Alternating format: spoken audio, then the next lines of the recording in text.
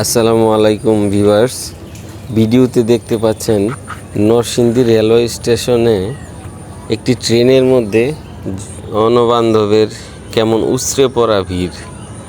আসলে মাটির টান, নারীর টান, এতই মধুর টান, যেটার কারণে এই উৎসবমুখর দিনে সকল ব্যস্ততা ছেড়ে জীবনের রিস্ক নিয়ে সাধারণ মানুষ কিভাবে দেখেন বাড়ির উদ্দেশ্যে রওনা দিয়েছে।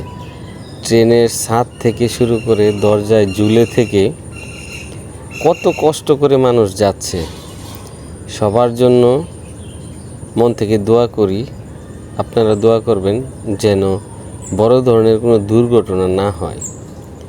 আসলেই নারীর টান এই ঈদের খুশিতে যেন ভরে উঠুক সবার জীবনে।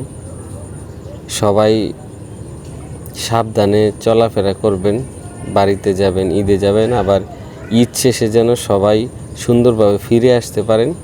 সবার জন্য দোয়া রইল, সবার জন্য সবাই দোয়া করবেন। ধন্যবাদ সবাইকে। ভিডিওটি ভালো লাগলে লাইক